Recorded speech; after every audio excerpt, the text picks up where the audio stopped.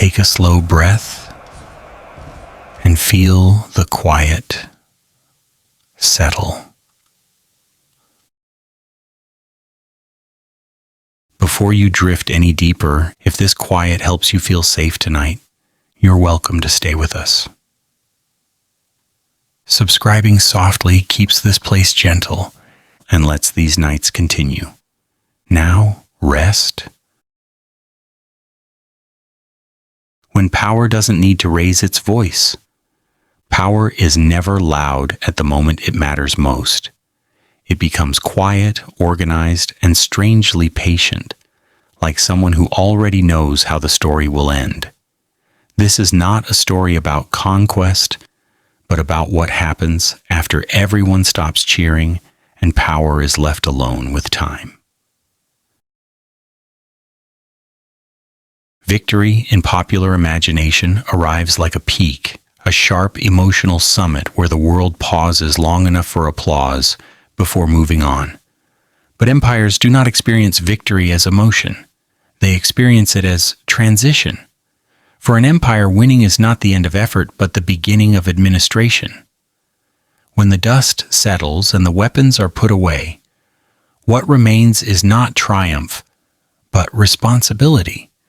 A long list of adjustments that must be made quietly, thoroughly, and without leaving behind anything unstable. Rome understood this difference better than most. Rome did not ask how victory felt. Rome asked what still needed to be managed. The battlefield, once silent, became irrelevant almost immediately. The real work began elsewhere, in corridors and courtyards, in schedules and routes, in the careful positioning of bodies and stories. Cities could be renamed, borders could be redrawn, laws could be imposed. These were familiar tasks, but there was always a category of outcome that required more patience, more attention, and far more subtlety. This category included those who had once ruled and now did not. Among them, captured queens presented a particularly delicate problem. A queen was not merely an enemy leader. She was proof that another system had once functioned effectively, that loyalty had once gathered around a different center, and that authority could exist outside Rome's design. This made her inconvenient in a way armies were not. An army could be defeated, scattered, forgotten. A queen carried memory with her. She embodied a past that did not align neatly with Rome's preferred narrative of inevitability. Rome did not panic at this inconvenience. Rome organized it. There is a tendency to assume that empires rely primarily on violence to secure their dominance, but violence, while effective in moments, is unreliable over time. It creates noise, and noise invites attention. Attention leads to memory, and memory has a way of resisting control. Rome's greatest strength was not its capacity for destruction, but its confidence in duration. Rome believed, with calm assurance, that if it continued being itself long enough, everything else would eventually adapt or fade. Captured queens were placed into this long view, not as problems to be eliminated, but as elements to be absorbed and neutralized. This is where the story truly begins, not with chains or defeat, but with scheduling. Rome had time, and time was its most underestimated resource. Instead of rushing toward finality, Rome allowed situations to unfold slowly under supervision. Queens were not executed immediately, not paraded into oblivion through sudden brutality. That would have been too dramatic, too final, too memorable. Rome preferred something gentler, something quieter, something that worked not on the body but on meaning itself. To remove authority without creating a martyr requires restraint. Rome possessed this restraint because it trusted its own stability. It did not need to prove anything urgently. The empire was vast, its systems entrenched, its future assumed.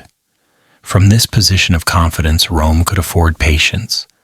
Captured queens were allowed to live, but not to function. They were present, but not central. Visible, but not influential.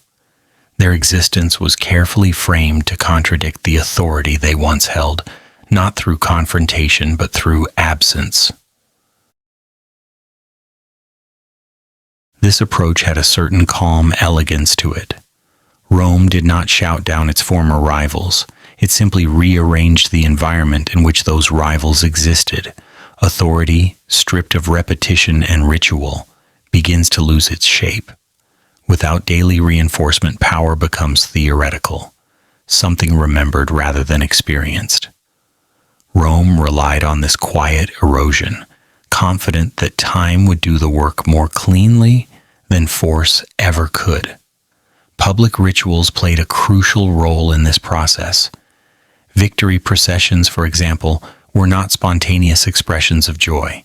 They were deliberate performances designed to instruct the population on how to interpret events. Who walked first, who followed, who was allowed to speak, who remained silent. Every detail communicated hierarchy. The defeated queen's role in these rituals was not to suffer openly, but to be reclassified. She appeared not as a threat, but as a resolved chapter, a figure whose story had already been concluded by Rome's order. There was no need for cruelty here. Cruelty would have introduced unnecessary emotion, and emotion complicates narratives. Rome preferred clarity. The queen was not mocked, nor was she elevated. She was simply placed where authority no longer resided. Over time, this placement did more than any punishment could. It taught the public gently and repeatedly that this figure no longer belonged to the future. She belonged to a managed past. There is something faintly ironic about how careful Rome was in these moments. An empire often portrayed as ruthless was, in practice, remarkably attentive to the psychology of dominance. Rome understood that the appearance of calm control was itself a form of power. By avoiding extremes, Rome reinforced the impression that its rule was natural, inevitable, and stable.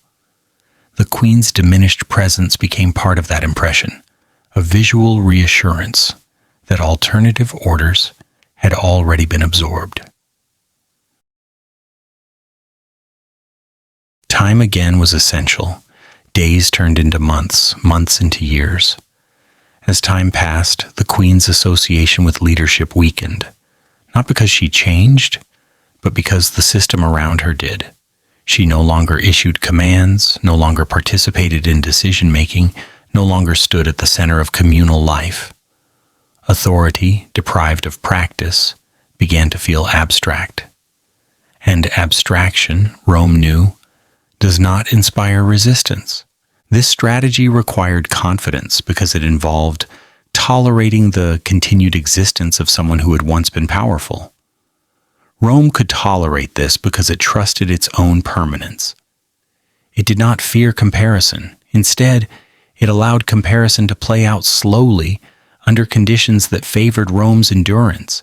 The empire continued functioning, expanding, governing, while the memory of alternative rule gradually lost relevance. Silence became the final position assigned to captured queens. Not silence as punishment, but silence as placement. A space where nothing was demanded, nothing was expected, and nothing was allowed to grow. This silence was not empty. It was full of intention. It was the sound of a system confident enough to let absence speak on its behalf. What remains unsettling about this approach is its effectiveness. Rome did not need to erase symbols. It simply relocated them, stripped them of context, and allowed them to fade naturally. By the time history moved on, there was often no dramatic ending to remember, only a slow shift in focus. And history, as it so often does, followed momentum rather than origin. Power, in Rome's understanding, was not something to be asserted repeatedly. It was something to be maintained through continuity. As long as the system endured, everything else could be rearranged, diminished, or absorbed. This belief shaped how Rome treated not only captured queens, but opposition itself. Conflict was temporary. Order was permanent. In the quiet after victory, Rome did not celebrate for long. It returned to work. And in that return, in the careful management of symbols and time, the empire revealed its deepest confidence. Power did not need to raise its voice. It only needed to remain standing while everything else learned to sit down. What follows from this quiet opening is not a catalog of cruelty, nor a list of dramatic punishments meant to shock or disturb. It is instead an examination of how power behaves when it feels secure enough to slow down. Rome did not treat captured queens as emotional enemies to be hated, nor as problems to be erased quickly. Rome treated them as elements within a system that needed to remain stable, predictable, and unchallenged over time. In that sense, punishment was never the goal. Reclassification was. To understand Rome's approach, it helps to let go of modern expectations about justice or revenge. These concepts assume emotion, urgency, and moral release. Rome was operating on a different frequency. Its concern was not how punishment felt, but how it functioned. The empire asked whether an action reinforced continuity, whether it reduced uncertainty, and whether it made the future easier to manage. Anything that risked inspiring loyalty, sympathy, or unresolved memory was carefully avoided. Rome was not interested in endings that echoed too loudly. Captured queens were therefore placed into a long process of symbolic reduction. Their authority was not attacked directly. Direct attacks draw attention. Instead, authority was slowly separated from its supports. Titles disappeared. Rituals ceased. Decision-making moved elsewhere. Over time, what remained was a person no longer connected to power in any practical sense. This was not done to humiliate for pleasure. It was done to ensure that authority dissolved quietly without resistance. Ritual played a central role in this strategy. Processions, controlled appearances, and prolonged silence were not random acts.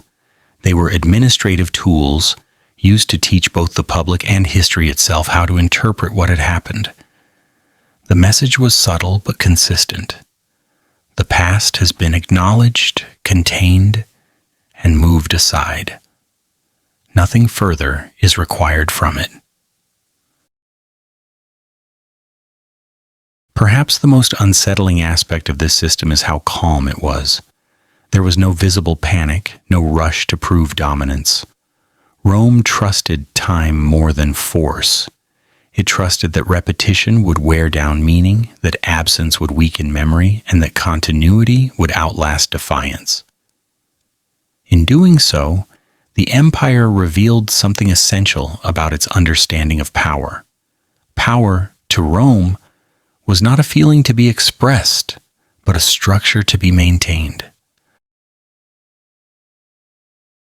As we move deeper into this subject, we are not looking for moments of spectacle. We are observing a system at work, quietly managing the collapse of former authority. This is a story about how empires prefer order to drama, silence to chaos, and patience to noise. And it is within that preference that Rome's treatment of captured queens becomes not only clear, but disturbingly effective. Why capture was never the end. For Rome, military victory was never understood as a conclusion. It was only the first adjustment, a necessary step before the more delicate work could begin. Battles determined control of land, but they did not determine meaning, memory, or order. Those things required time, structure, and careful placement. Rome knew that defeating an enemy on the battlefield was far easier than defeating what that enemy had once represented. Armies could disappear quickly. Rulers did not. And queens, in particular, lingered in ways that made systems uncomfortable. A captured queen could not simply vanish. Disappearance creates uncertainty, and uncertainty invites imagination. Rome did not appreciate imagination when it wandered beyond approved limits. Instead, the queen needed to remain visible, but rearranged. She needed to be seen often enough to be remembered, yet positioned carefully enough that remembrance itself would begin to change shape. Rome was not interested in erasing her story. Rome preferred to revise it. She would remain within the narrative, but no longer in a role that allowed movement or choice. She would be placed lower, slower, and firmly outside the space where decisions were made. This was not motivated by resentment. Resentment is emotional, and emotion disrupts systems. Rome did not punish emotionally, it punished structurally. Every action was weighed against a simple standard. Did this strengthen the system? If not, it was unnecessary. If it did, it could be applied calmly, repeatedly, and without urgency. The captured queen was therefore not treated as a personal enemy, but as a symbol requiring management. Symbols, when left unattended, can be far more dangerous than soldiers. Rome believed that power survived through continuity rather than intensity. A violent act could end a life, but it could not end influence. Influence faded only when it stopped being practiced. Queens had once been reinforced daily through ritual, command, and recognition. Remove those reinforcements, and authority slowly lost its weight. Rome trusted this process deeply. The empire believed that time applied evenly would accomplish what force could not. Absence, if allowed to persist, would speak more clearly than punishment. Visibility was essential. The queen was not hidden away immediately because invisibility produces mystery and mystery sustains loyalty. Instead, she appeared in carefully controlled contexts where her lack of agency was unmistakable. She was present without command, seen without consultation, remembered without fear. Each appearance repeated the same quiet lesson.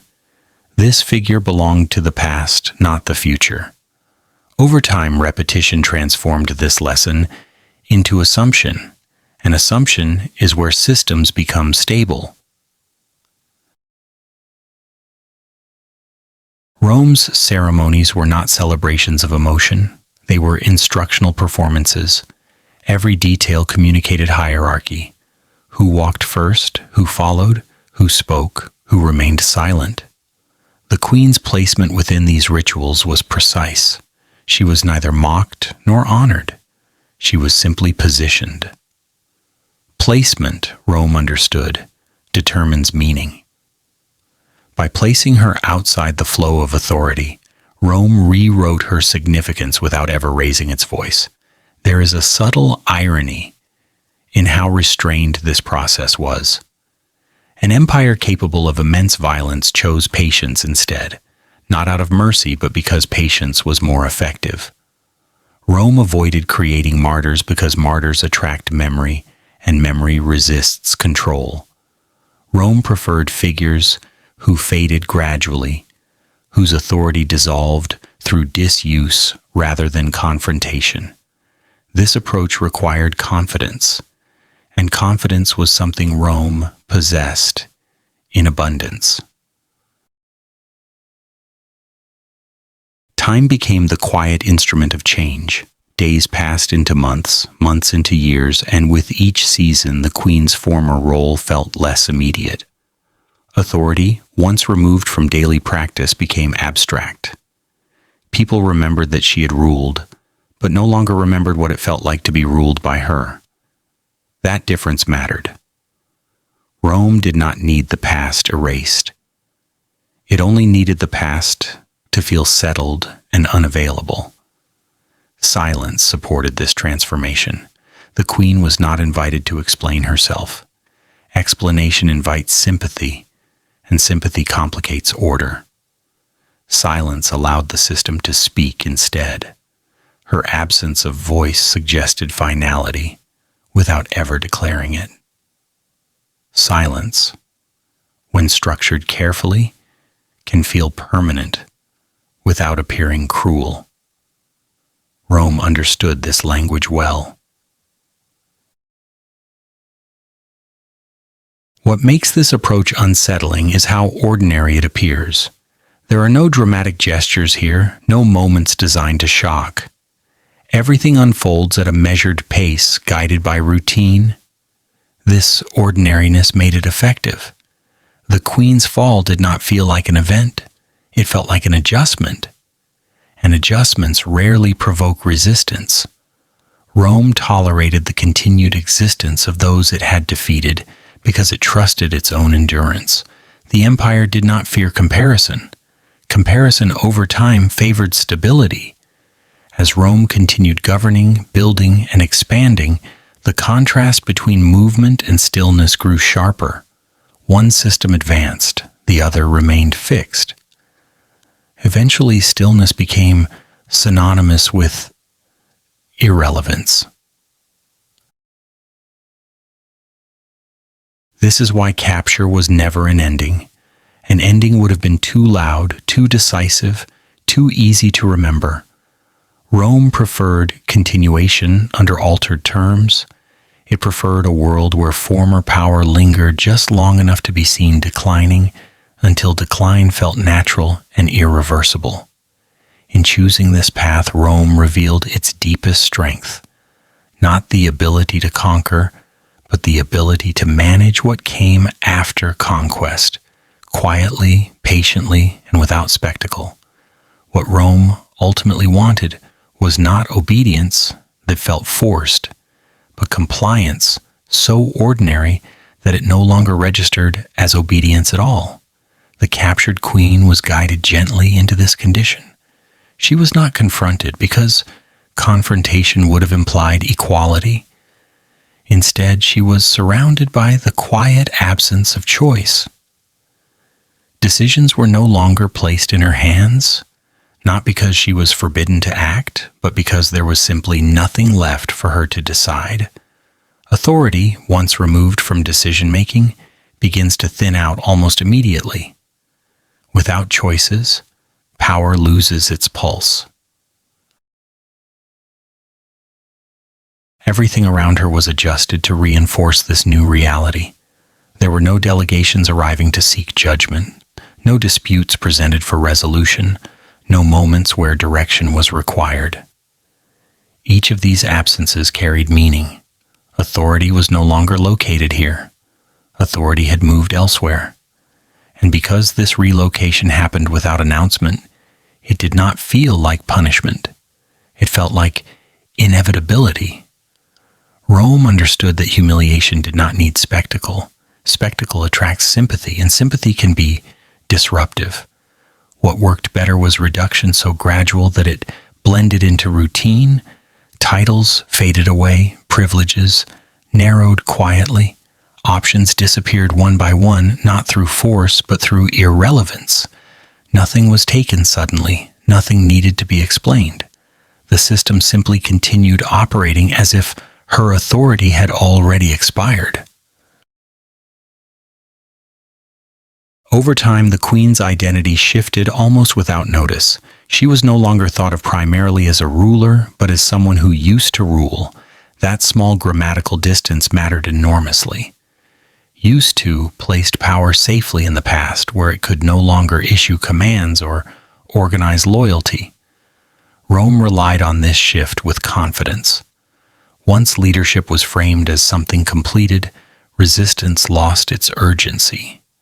There was nothing left to rally around. The empire's patience made this possible. Rome did not fear delay because delay favored continuity.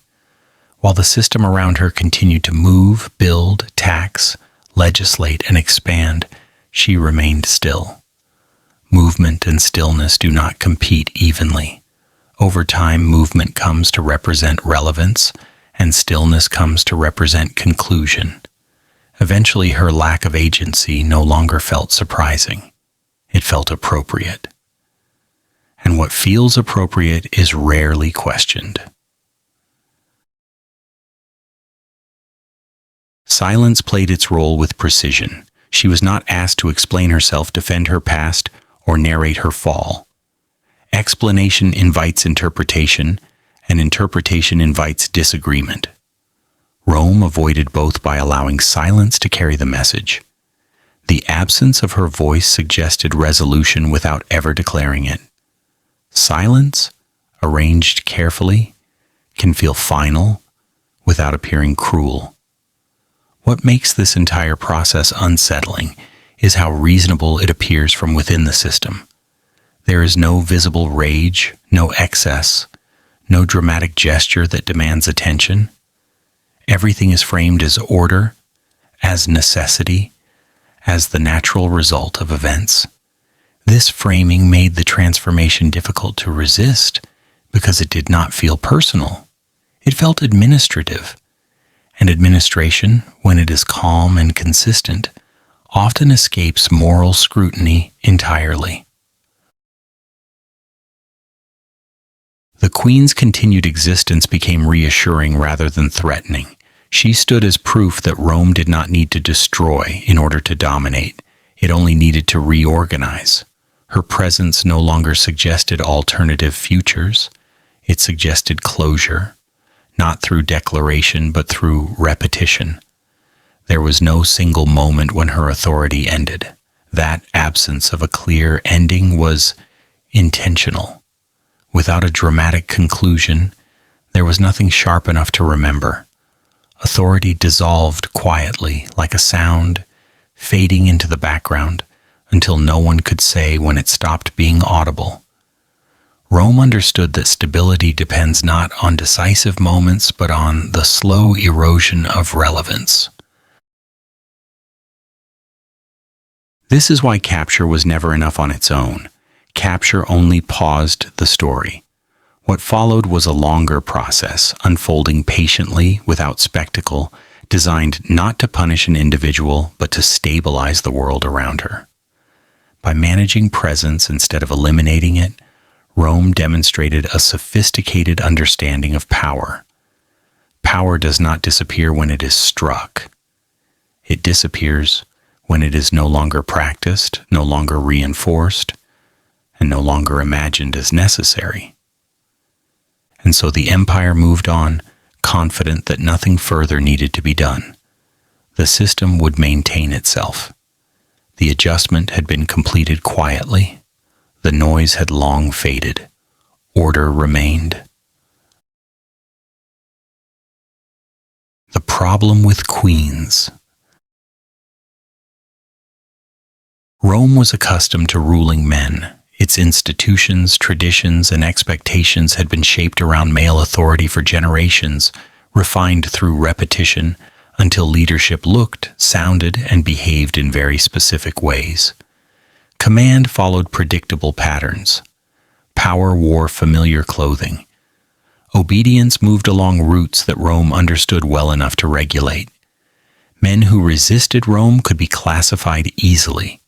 They were enemies, rebels, rivals, or traitors, and each category came with a standard response. Queens, however, did not fit comfortably into any of these boxes. A queen was not simply a ruler who happened to be female. She represented a contradiction embedded directly into Rome's logic of power. She governed but did not conform to the visual and cultural expectations Rome associated with authority. She commanded loyalty, yet her presence unsettled assumptions about who leadership was meant to belong to. To Rome, this was not a moral problem, it was an organizational one. Systems prefer consistency, and queens introduced variance where Rome preferred predictability. What made queens especially difficult was that they operated on multiple levels at once. They were opponents on the battlefield, yes, but they were also symbols long before any conflict began.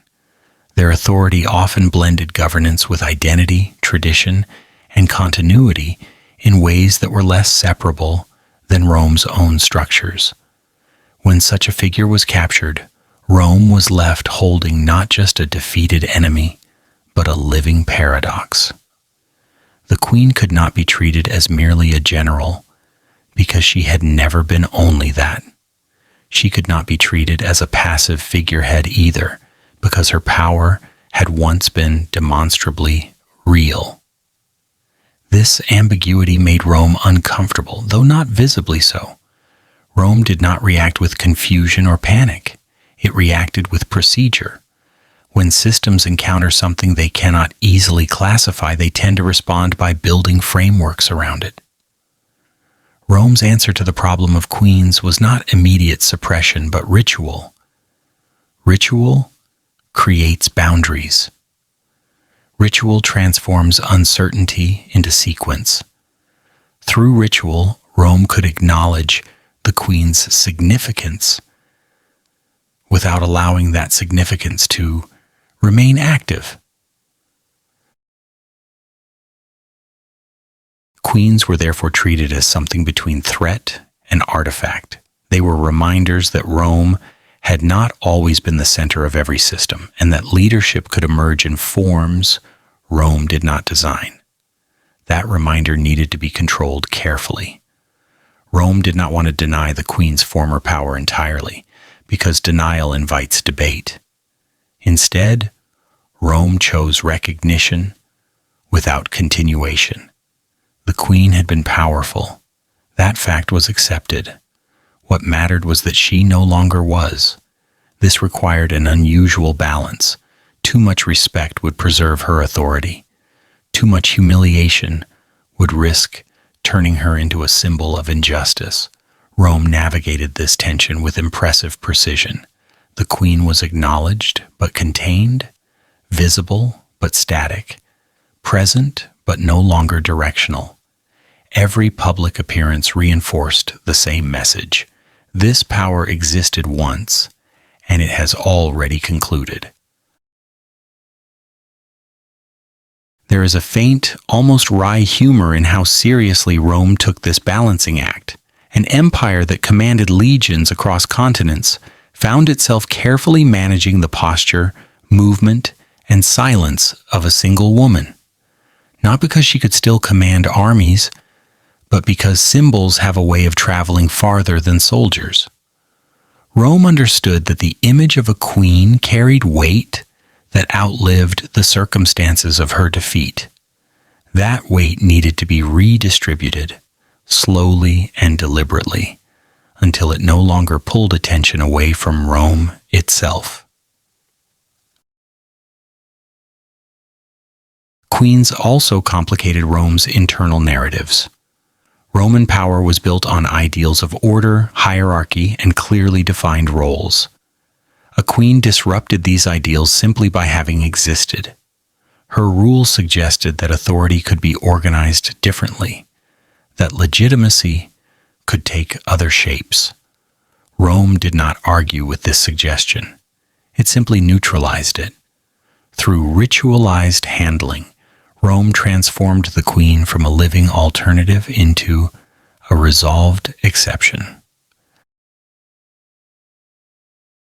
The more complex the contradiction, the more elaborate the ritual became. Processions controlled appearances, regulated silence, and carefully staged visibility all served the same purpose. They allowed Rome to process the queen without fully integrating her. She remained separate, contained within a ceremonial space that acknowledged her difference while preventing it from spreading. Ritual acted as insulation, protecting the system from the destabilizing effects of ambiguity. Over time, this approach produced a subtle shift in perception. The queen ceased to be seen as a challenge to Roman order and became a demonstration of it. Her constrained presence illustrated Rome's capacity to absorb what did not naturally belong. What had once been uncomfortable became instructive. The queen's situation taught observers how Rome dealt with complexity, not by denying it, but by enclosing it within carefully managed forms. This is where Rome's confidence becomes most apparent. Only a system that trusts itself deeply can afford to leave contradictions visible. Rome did not fear the queen's existence. It feared only the possibility of her remaining unresolved. Through ritual, Rome resolved her without ever needing to announce that resolution. The discomfort she represented was transformed into routine, and routine over time feels inevitable. Thus, the problem of queens was never solved through elimination. It was solved through management. Rome did not need to erase what troubled its logic. It only needed to place it where it could no longer interfere. In doing so, the empire demonstrated a core principle of its power. When faced with contradiction, Rome did not react impulsively. It responded with structure, ceremony, and time, trusting that even the most unsettling figures would eventually settle into the background of history, quiet and contained.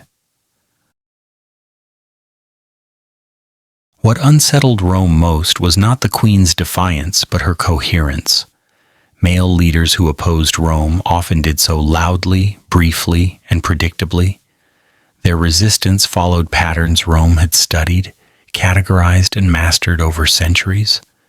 Queens, however, did not always resist in ways that could be anticipated. Their authority often rested not only on command, but on continuity, custom, and an intimate connection to the identity of their people. This made their power harder to isolate and harder to dismantle without disturbing the surrounding structure. Rome preferred conflicts that could be framed as disruptions. Queens represented alternatives. That distinction mattered. A disruption can be corrected. An alternative must be contained. Rome did not want to argue with the idea that leadership could look different. Arguments invite engagement. Instead, Rome absorbed the difference and rendered it inert.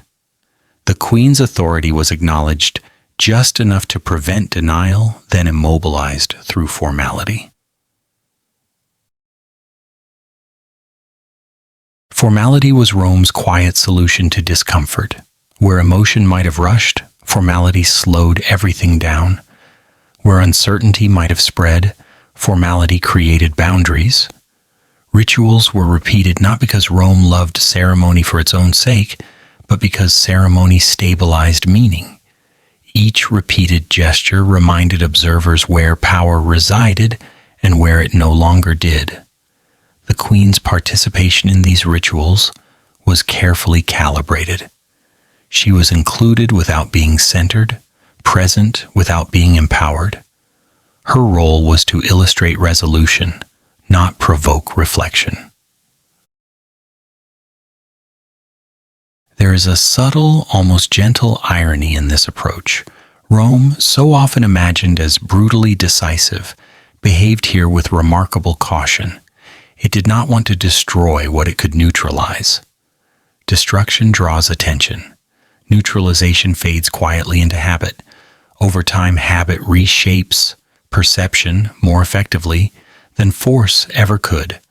The queen's authority was not shattered. It was slowly misremembered.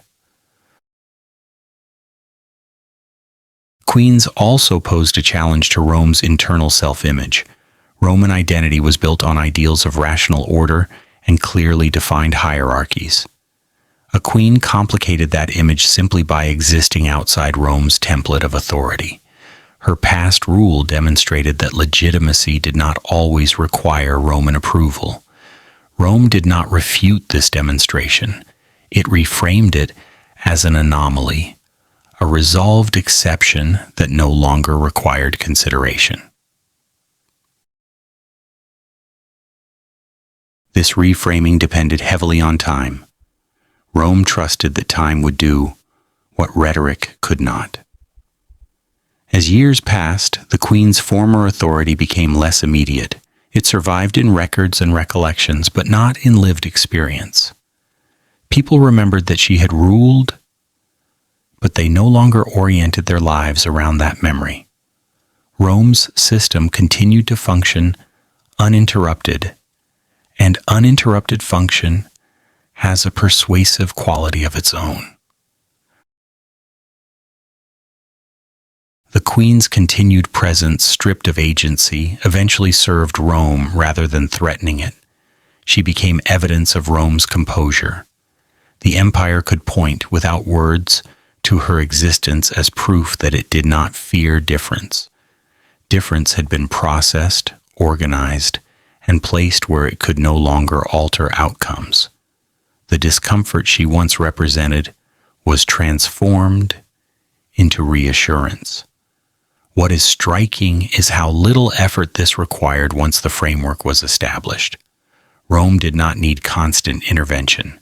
The rituals, once set in motion, maintained themselves. Observers learned what to expect, and expectation solidified into acceptance. Acceptance, over time, becomes invisible. When power becomes invisible, it becomes extremely difficult to challenge. By the end of this process, the queen no longer functioned as a contradiction within Rome's logic. She functioned as confirmation of it. Her story demonstrated that Rome could accommodate complexity without destabilizing itself. That accommodation did not involve integration.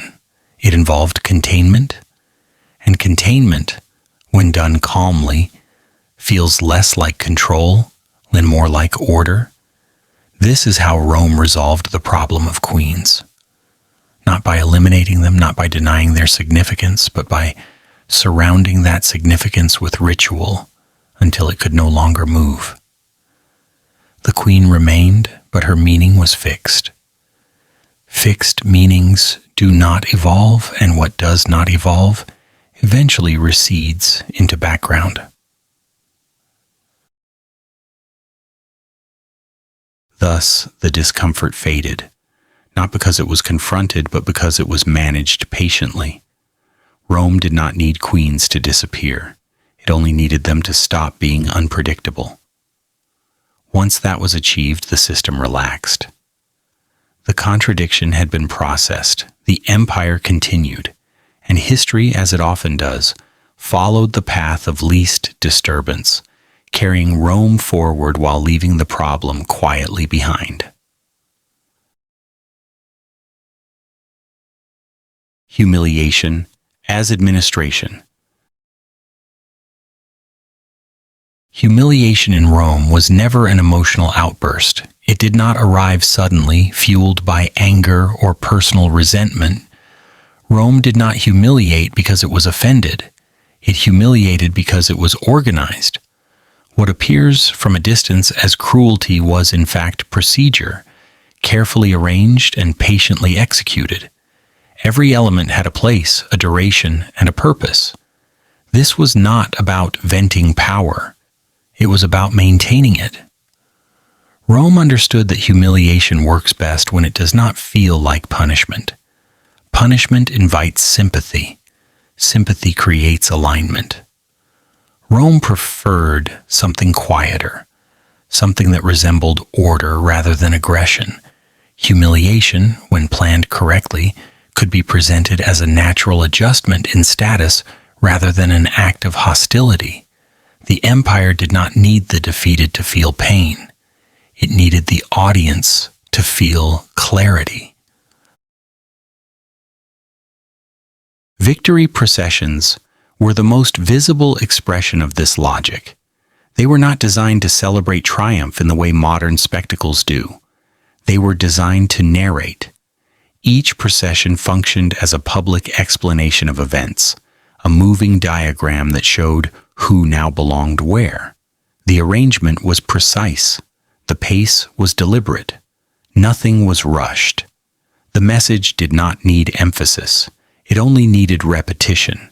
The defeated ruler's position within this movement was central to the lesson being taught. A queen who had once stood above others was now placed behind them, not shoved, not dragged, not shouted at, simply repositioned. She walked more slowly than the figures ahead of her. She followed rather than led. The contrast did the work on its own.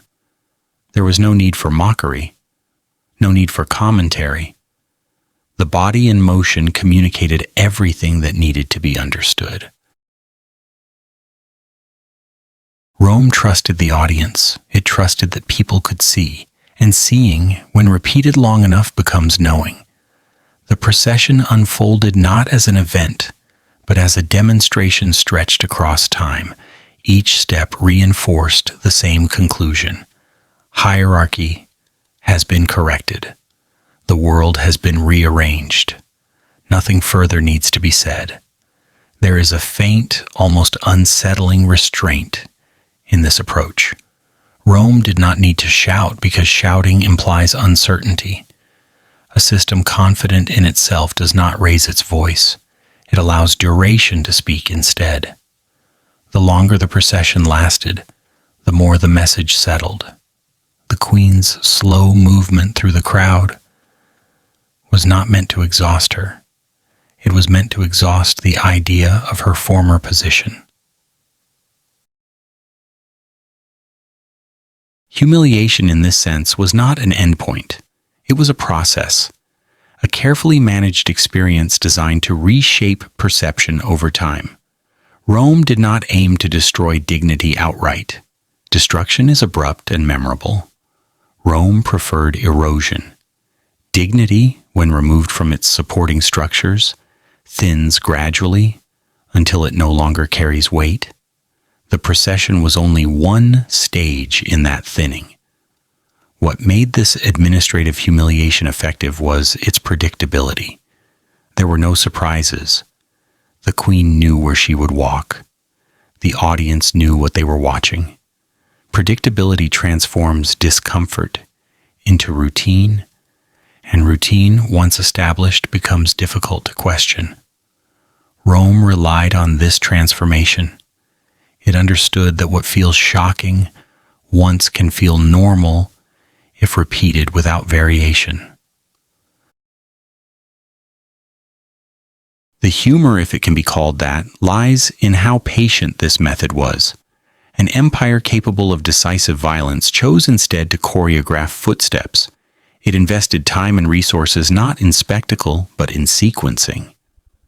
The queen's reduced pace became a metaphor enacted physically. Power, Rome suggested, does not fall. It is overtaken slowly, step by step, until it finds itself behind the procession rather than at its front. This was not meant to humiliate the queen alone. It was meant to instruct everyone watching. The crowd learned how Rome handled those who once stood above it. Not with rage, not with chaos, but with order so complete that resistance appeared unnecessary. The humiliation was collective in its effect. It recalibrated expectations, teaching observers where ambition ended and where Rome began. And importantly, it did all this without demanding emotional participation. The audience was not asked to hate. Hatred fades. They were asked to observe. Observation lingers. By the time the procession ended, the lesson had already settled into the background of thought. The queen's former authority no longer felt threatening. It felt concluded. Rome did not need to explain this lesson verbally. Explanation invites debate. Debate creates noise. The empire preferred silence reinforced by movement. The simple act of walking, prolonged and carefully staged, became a language more persuasive than words. The queen walked, Rome advanced. The difference was unmistakable. This is why humiliation in Rome functioned as administration. It was not an expression of feeling.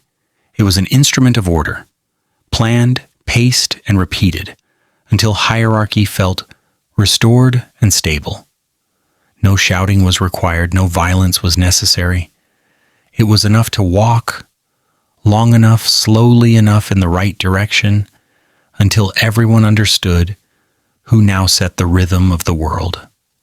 What mattered most to Rome was not the humiliation itself, but the way humiliation could be absorbed into daily life without causing disturbance. A single shocking act would have stood out too clearly. It would have invited questions. Rome preferred actions that blended into routine so smoothly that they felt almost forgettable. When humiliation became predictable, it stopped being experienced as cruelty and started being experienced as order. That transformation was essential. The procession was only one visible layer of a much larger design. Once the lesson had been demonstrated publicly, it was reinforced quietly through repetition. The queen's movements were restricted, her appearances regulated, her interactions filtered through layers of protocol.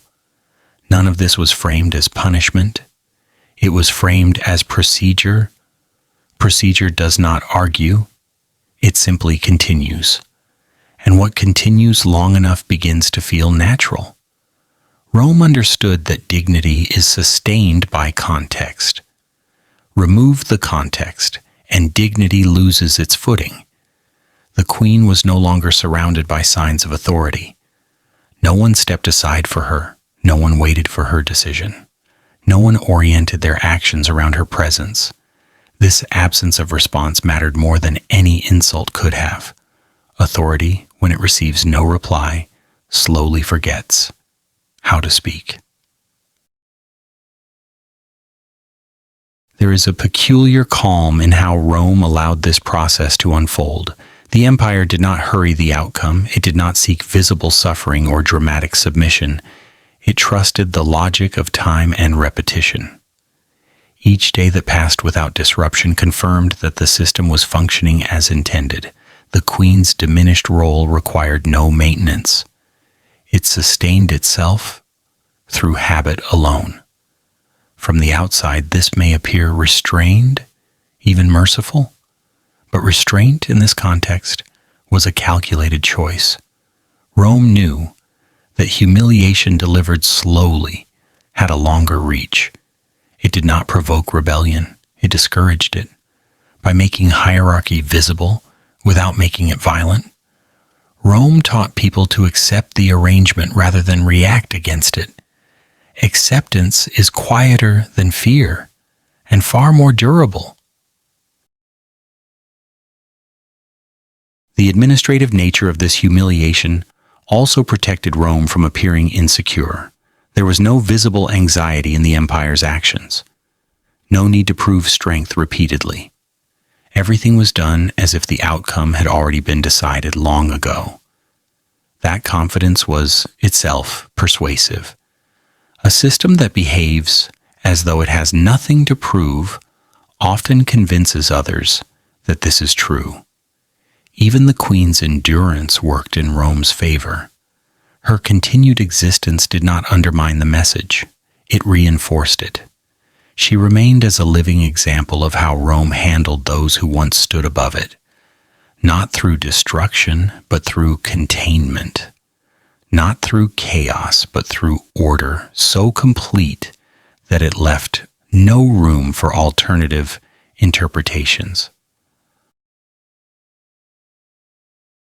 Over time, the humiliation ceased to be noticed as humiliation at all. It became background.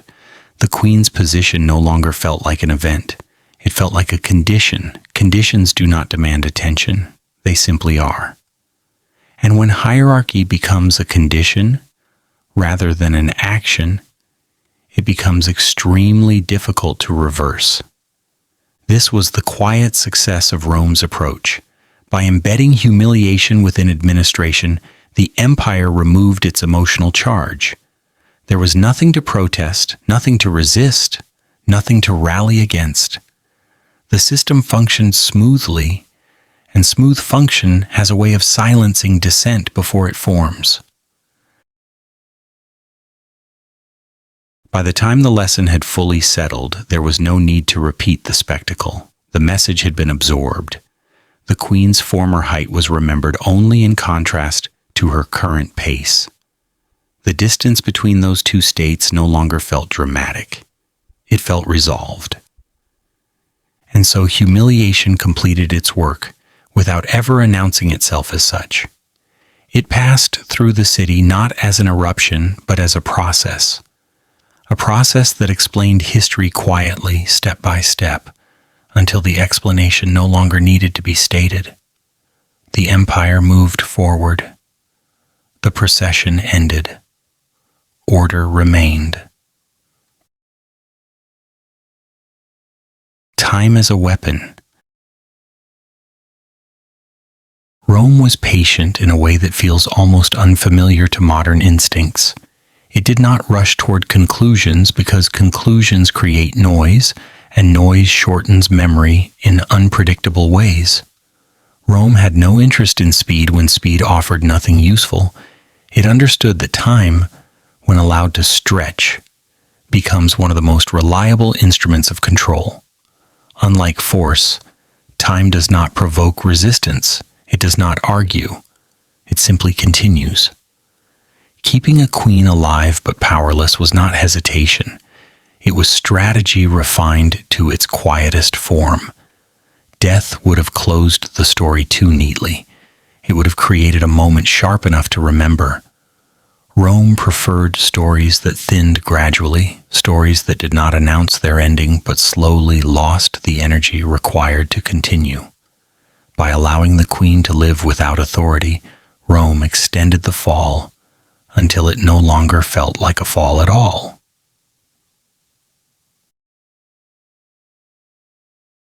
This was not cruelty. Cruelty seeks reaction. Rome sought exhaustion. Exhaustion dulls attachment, and attachment is where loyalty hides. As days passed without decision, without command, without relevance, the queen's former power began to feel distant even to those who once depended on it. Memory, when not refreshed, grows tired. Rome trusted that fatigue more than fear. There were no dramatic gestures involved, no public suffering, no visible torment. Such things would have introduced tension, and tension sharpens awareness. Rome wanted awareness to soften. The queen's life continued in a narrowed rhythm, predictable and uneventful. Predictability has a peculiar effect on memory. It removes urgency. It makes even once important figures blend into routine. Waiting in this context was not passive, it was deliberate. Rome allowed time to do what confrontation could not. Each uneventful day reinforced the same quiet truth. Nothing is expected from this figure anymore. Expectation is the oxygen of authority. Without it, power fades naturally, without protest. There is a faint irony in how effective this was. An empire capable of immediate violence chose instead to do nothing visible at all.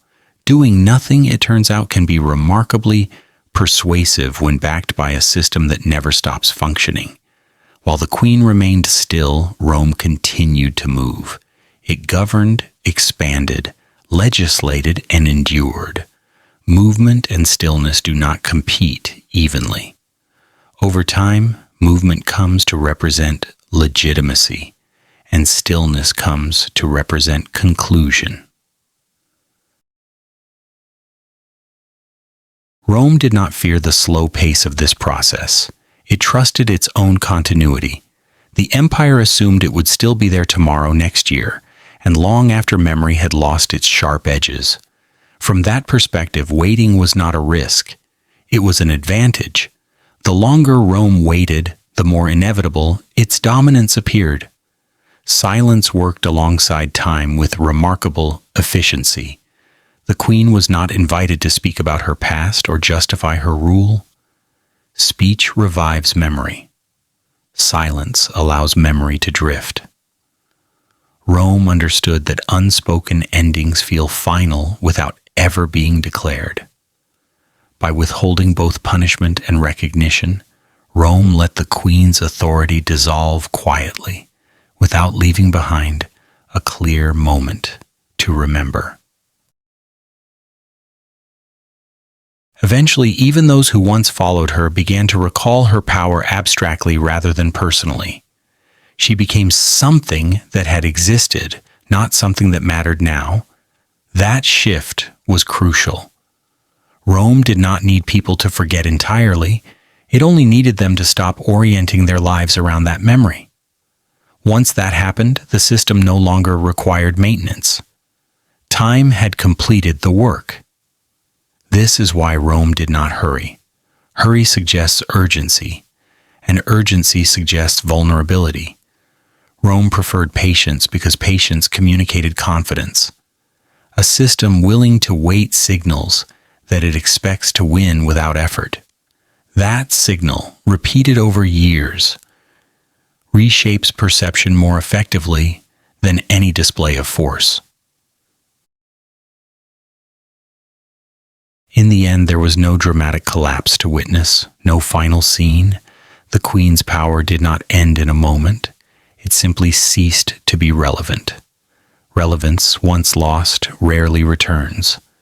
Rome understood this deeply. By choosing to wait rather than strike, it allowed authority to fade into fatigue, until even the memory of command felt heavy and unnecessary. Time, in Rome's hands, was not neutral. It was directed. It was shaped by routine, silence, and continuity. And when used this way, time became a weapon that left no wounds, no martyrs, and no stories sharp enough to challenge the order that remained. What Rome relied on more than anything else was the slow recalibration of attention. Attention is finite. When nothing demands it, attention drifts elsewhere. By keeping the queen alive yet irrelevant, Rome ensured that attention gradually moved away from her without resistance. No one was asked to stop caring. They simply stopped needing to. The absence of urgency did the work quietly, day after day, until even curiosity felt unnecessary. This method required discipline because impatience is tempting when power feels absolute. Rome resisted that temptation. It understood that impatience reveals anxiety, and anxiety weakens authority. Waiting, by contrast, communicates certainty. A system willing to wait implies that it expects no interruption. Rome behaved as though the outcome had already been decided, and that behavior itself persuaded others to agree. The queen's continued existence became increasingly neutral. She was neither celebrated nor condemned. Neutrality is disarming. It removes emotional hooks and leaves nothing for loyalty to attach itself to. Over time, even those who once felt allegiance found that there was nothing left to defend. Defense requires threat. Threat requires movement. And there was none. Only stillness. Rome also understood that memory fades unevenly. Some memories persist because they are refreshed through repetition, through stories told and retold. Others weaken because nothing calls them back. The queen's former authority belonged to the second category now. Without speeches, without decisions, without visible consequence, memory softened. It did not disappear. It simply lost weight. Heavy memories shape action. Light ones drift through thought without altering behavior. This was the quiet genius of waiting. It did not erase the past. It reclassified it. The queen's power became historical rather than practical.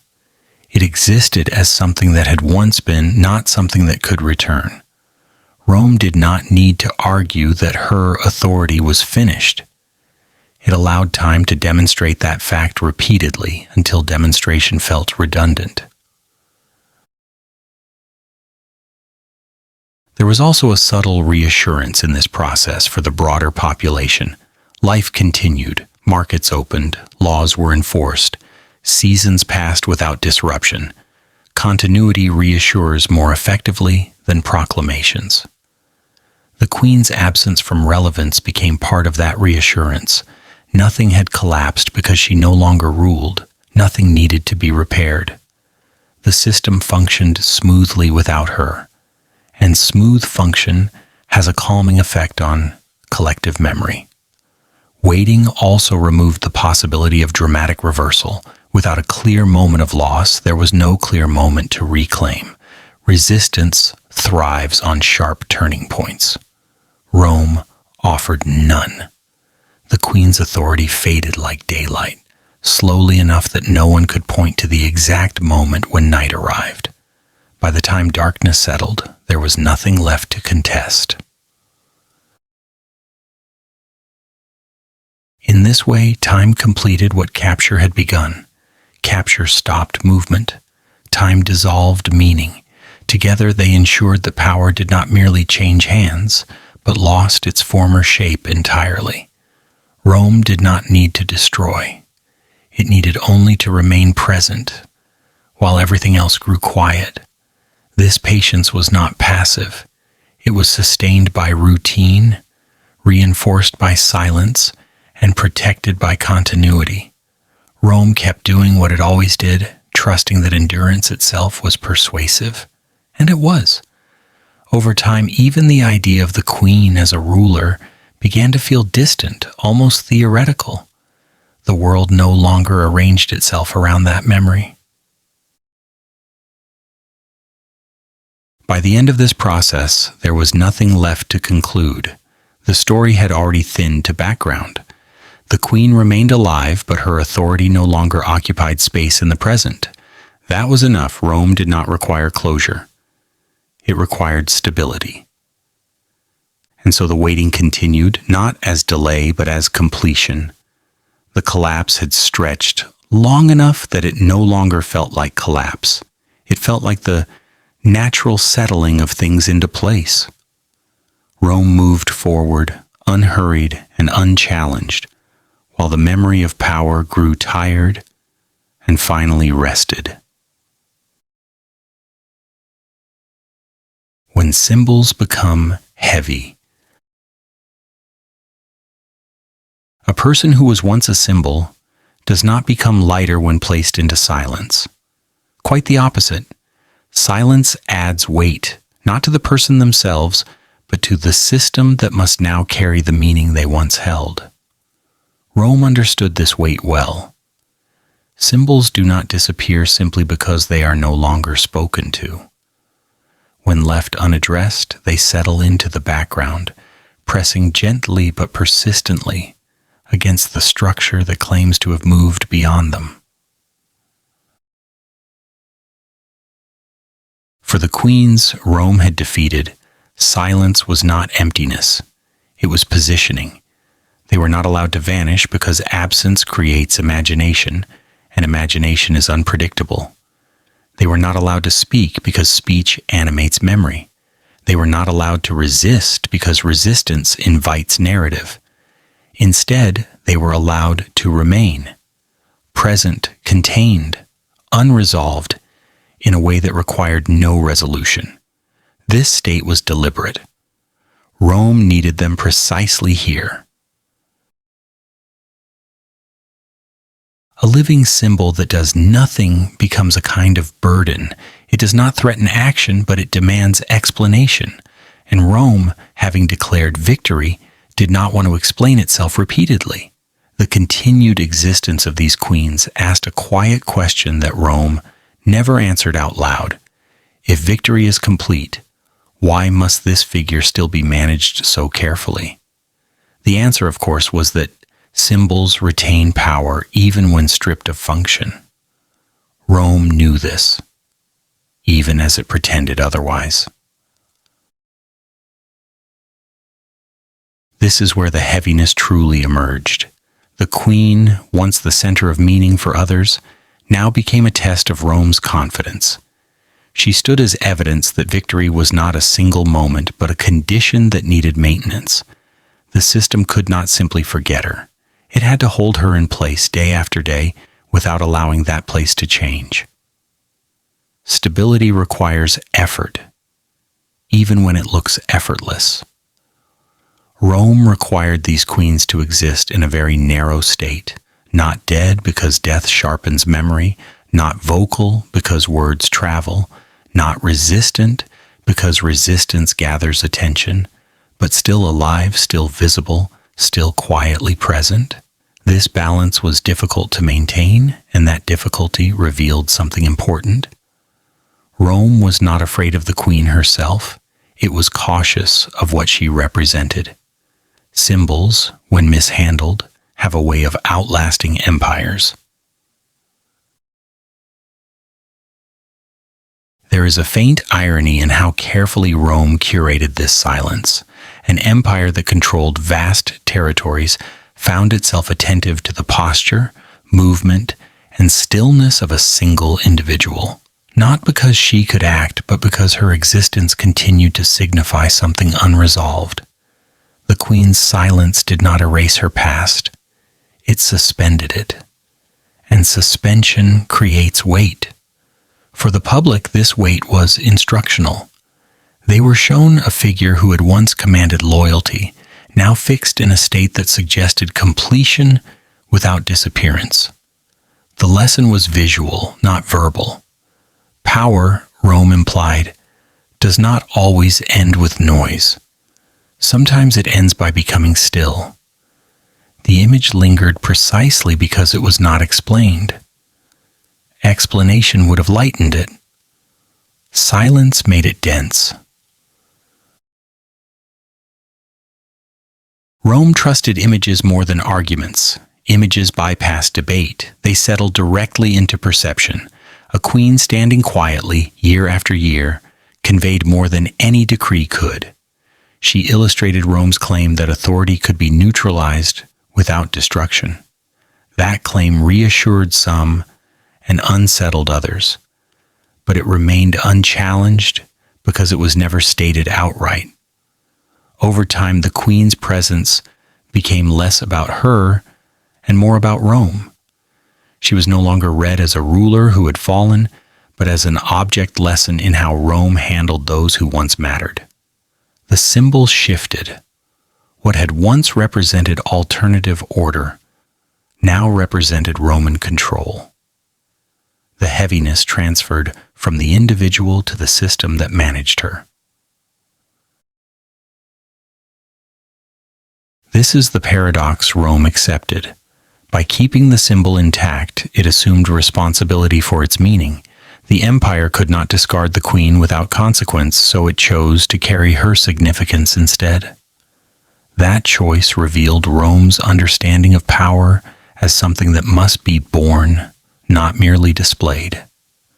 Symbols are not weightless. They press on those who claim to have mastered them. And so the queen remained, silent and unmoving, not as a threat, but as a reminder that victory does not erase what came before, it reorganizes it. The image was complete. No speech was required. The lesson was there for anyone willing to look, and heavy enough that Rome never entirely set it down. The longer a symbol is held in silence, the heavier it becomes for those who claim to have mastered it. Rome discovered this gradually. At first, the queen's continued presence felt like a controlled reminder of success. Over time, however, it became something more demanding. Not dangerous, not rebellious, but persistent. A symbol that does nothing still occupies space, and anything that occupies space must be accounted for. Rome could not forget her because forgetting would have implied carelessness.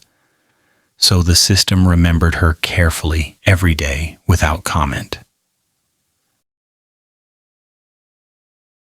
This quiet vigilance revealed an unspoken truth.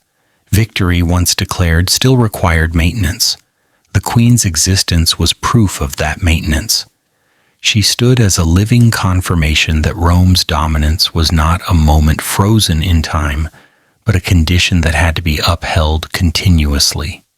The empire did not celebrate this fact. It accepted it. Symbols, after all, are not defeated by force. They are managed through endurance. There was also an internal audience for this lesson. Rome itself needed reassurance. Empires tell stories not only to the conquered, but to themselves. The Queen's stillness helped sustain Rome's self-image as orderly, restrained, and in control. Her silence suggested that Rome did not need to explain its victory. Explanation implies doubt. Rome preferred certainty expressed through arrangement rather than argument. As years passed, the Queen's symbolic weight shifted again. What once felt heavy began to feel normalized. Normalization is the final stage of containment. When a symbol becomes ordinary, it stops provoking thought. It blends into the structure that holds it. The Queen's presence no longer demanded attention.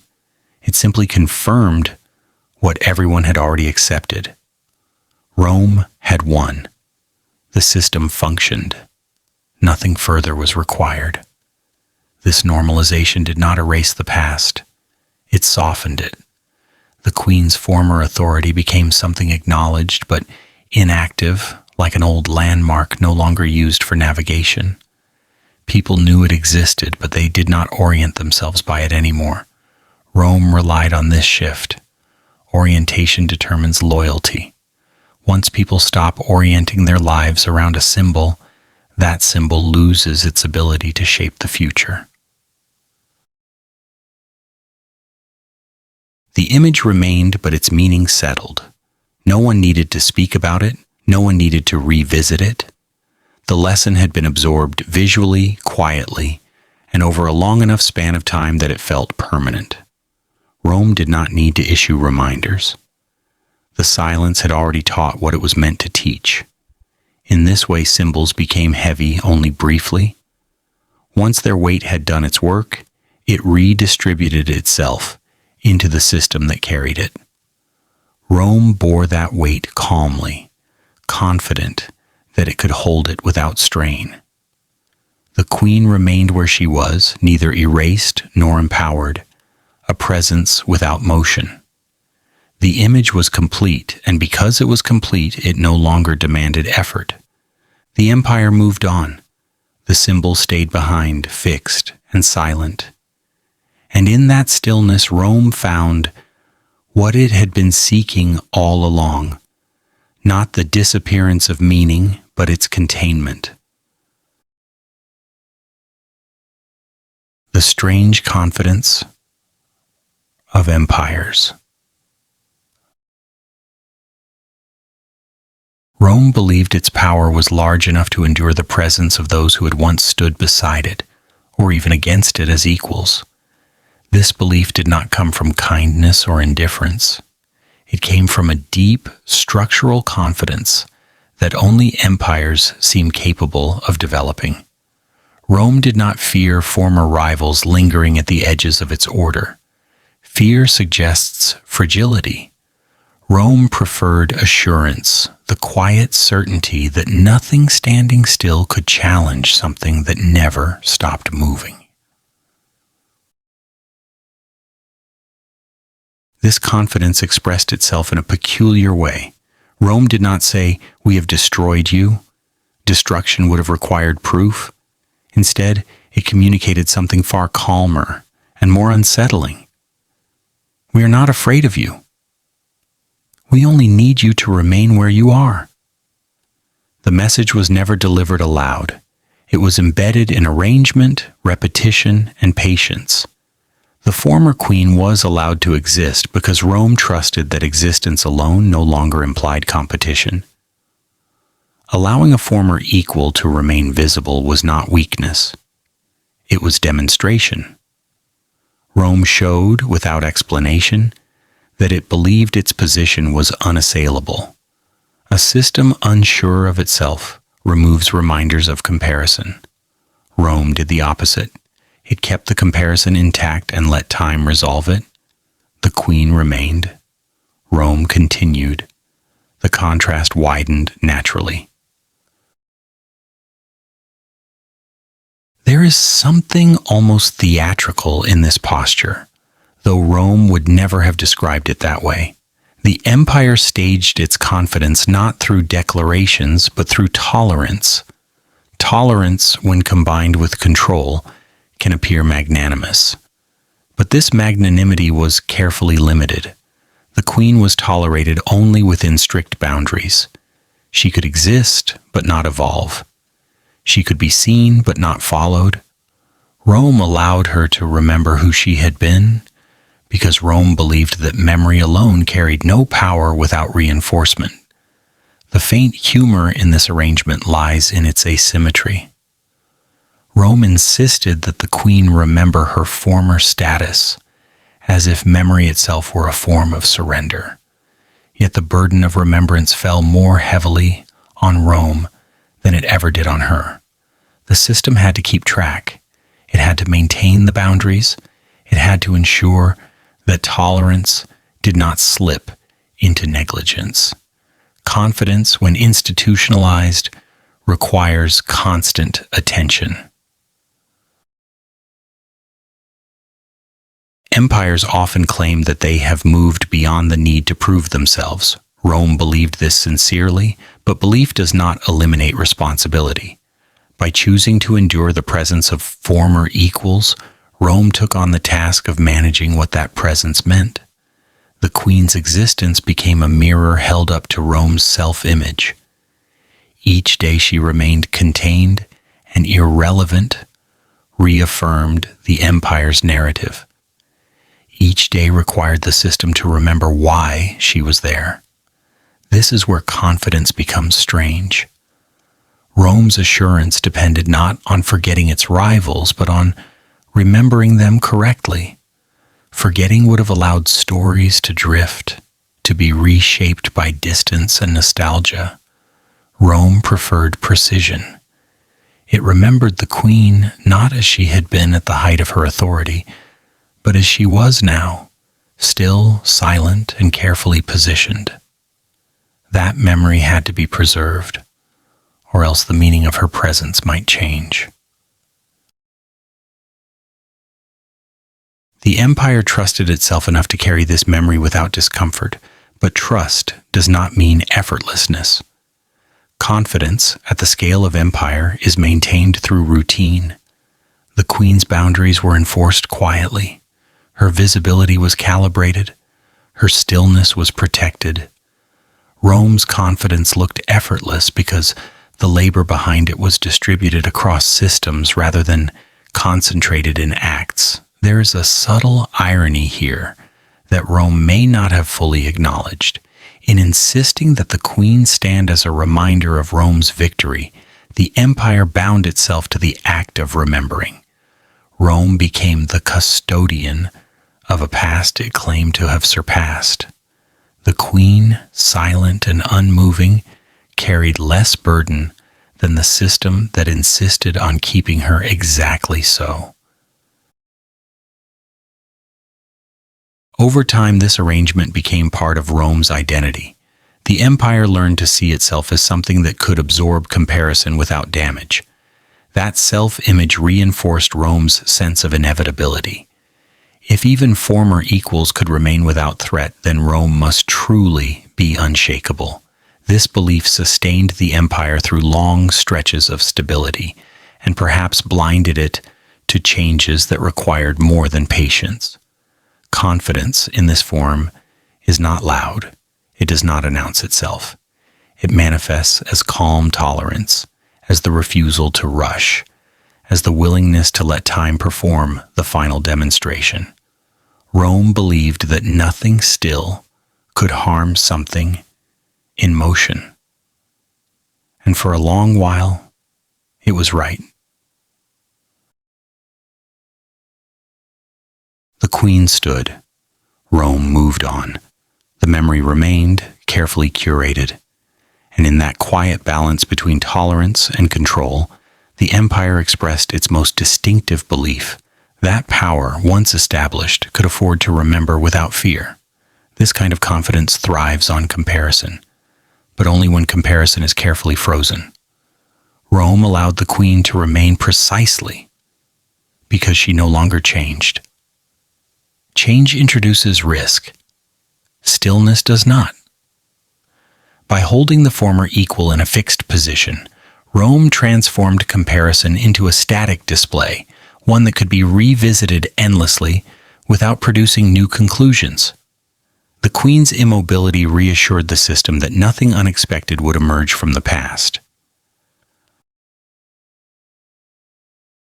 Yet this reassurance came with a quiet cost. Rome had to remain attentive. Boundaries do not enforce themselves. The empire needed to remember why the queen was there, what she represented, and what she was not allowed to become again. Confidence, at this scale, demanded vigilance, disguised as calm. The appearance of ease depended on constant adjustment, subtle correction, and the ongoing maintenance of narrative. There is something faintly amusing in this dynamic. Rome projected an image of effortless dominance while quietly devoting energy to ensuring that image remained intact. The queen, meanwhile, was required to do nothing at all. She did not need to perform her defeat. She did not need to acknowledge Rome's superiority. Her silence did that work automatically. In this sense, Rome relied on her stillness more than she relied on Rome's mercy. Empires often claim that they are beyond rivalry. Rome believed this too, but belief alone does not remove comparison. It only changes how comparison is managed. By keeping former equals visible but inert, Rome controlled the terms of remembrance. The queen's past authority was not denied. It was contextualized so thoroughly that it could no longer inspire orientation. People remembered that she had once ruled, but they did not imagine ruling through her again. Memory existed without momentum. This distinction mattered deeply. Momentum is what threatens systems. Memory without momentum is harmless. Rome cultivated this harmlessness carefully. It allowed remembrance to survive, but only in a form that no longer pointed forward. The queen's story became complete. Completed stories do not ask to be continued. They sit quietly, offering no instructions for the future. In time, even Rome's effort began to feel unnecessary. The arrangement stabilized, the boundaries held. The queen's presence no longer required active supervision. It became part of the background architecture of order, like an old structure no longer used but still standing. The empire had absorbed the comparison so fully that it no longer felt like comparison at all. This is where confidence settles into something more ambiguous. Rome's certainty allowed it to tolerate what once challenged it, but that tolerance depended on conditions remaining unchanged. As long as the queen remained still, the confidence held. The moment movement returned, the system would have needed to react. Rome trusted that movement would not return because Rome trusted time. The irony, of course, is that time does not belong to any empire. Rome treated time as an ally, a force that could be shaped through routine and continuity. For long stretches, this belief was justified. Time did what Rome expected. It softened memory, thinned attachment, and reinforced the impression of inevitability. But in placing so much trust in time, Rome also tied its confidence to conditions it could not fully control. For now, though, the arrangement worked. The queen stood as a reminder that Rome could afford to remember without fear. Rome remembered carefully, selectively, and constantly. The burden of remembrance rested with the empire, not with the one being remembered. And in that quiet exchange, Rome revealed the strange confidence at the heart of imperial power. The belief that dominance is not proven through erasure, but through the ability to carry the past without being altered by it. The queen remained. Rome continued. The balance held. And as long as it did, the empire felt secure in its conviction that nothing still could threaten something always in motion. Silence as the final position. Not every story ends with action. Some stories end when action quietly stops being necessary. Rome understood this distinction with unusual clarity. Where others might have searched for a decisive gesture, Rome was content with absence. Absence does not announce itself, it simply settles in and waits to be noticed less and less. In that waiting, endings become durable. The silence of captured queens was never treated as failure. Failure implies an attempt that did not succeed. Silence, in this context, was something else entirely. It was placement, a final position assigned by a system that had no further use for movement. The queen did not fall into silence by accident. She was guided there step by step until no other posture remained available.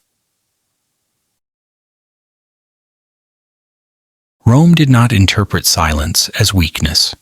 Weakness attracts correction, silence attracts neglect, and neglect, when managed carefully, can be more final than punishment. The queen was no longer asked to choose because choice is where agency lives. Without choice, there was nothing left to resist, nothing left to negotiate. The absence of options simplified everything. The system relaxed. This silence still had shape. It was not disappearance. Disappearance leaves space, and space invites imagination. Rome avoided that risk. The queen remained visible enough to confirm that nothing further would happen. Her stillness communicated completion. The story had reached its final arrangement, not through climax, but through quiet alignment. There is a particular calm in this kind of ending. It does not demand agreement. It does not ask to be understood. It simply persists. Over time, persistence without motion becomes indistinguishable from permanence. Rome relied on this effect. It trusted that silence, when sustained, would settle more deeply than any declaration ever could. For observers, the queen's silence slowly ceased to feel like an event. It became a condition. Conditions are rarely questioned. They form the background against which other things occur. The queen's presence no longer invited interpretation. It invited acceptance. Acceptance is where systems achieve rest. Rome also benefited from the ambiguity silence creates. Without words, there was nothing to quote, nothing to argue against, nothing to misinterpret deliberately. Silence resisted misuse. It denied opponents the material they needed to build counter-narratives. In this way, silence functioned as a protective boundary, enclosing the queen's past authority and preventing it from re-entering circulation. There is a faint, almost dry humor in how effectively nothing happened. An empire that once commanded immense noise allowed quiet to finish the work. The queen did not protest. Rome did not explain. Both remained where they were. And in that stillness, the hierarchy felt settled beyond dispute. Silence also spared Rome the burden of ongoing justification. To justify is to reopen a question. Rome preferred questions that closed themselves. By assigning silence as the final position, the Empire ensured that no further dialogue was required. The relationship between victor and defeated reached a state where interaction itself became unnecessary. What remained was form without function. The Queen still had outline, presence, and recognition, but no trajectory. Trajectory is what gives stories direction. Without it, stories stop moving forward. They linger unchanged until attention drifts elsewhere. Rome trusted that drift. Drift is gentle. Drift does not provoke return. This is why silence was so effective. It did not dramatize the end. It allowed the end to feel like the natural state of things. The Queen's silence was not a void. It was a boundary, a place where options had ended, but form remained intact. In that place, the story rested, not resolved in the way stories often are, but settled. Rome continued forward, unimpeded. The Queen remained behind, unmoving. And silence, steady and unremarkable, completed what conquest had only begun.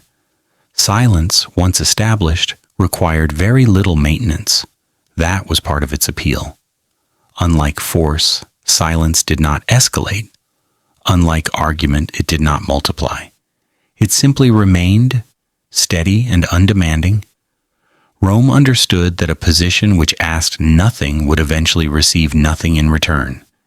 Attention moved away. Interest softened. The Queen's silence did not provoke curiosity for long, because curiosity feeds on motion, and there was none. This absence of motion slowly redefined how the past was remembered. The Queen's earlier authority did not vanish, but it lost its edges. It became a story without urgency, a reference without application. People recalled that she had once ruled, but they no longer asked what that rule meant for the present. Rome did not instruct them to stop asking. It simply created conditions where the question no longer arose naturally. Silence also protected the system from emotional residue. Words linger. Declarations echo. Silence leaves nothing to repeat. By assigning silence as the final position, Rome ensured that no phrases could be reclaimed, no statements could be turned into rallying points.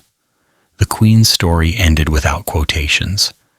An ending without quotations is difficult to revive. There was, as always, a practical dimension to this calm. Silence reduced the need for oversight. A figure who neither spoke nor acted did not require constant response.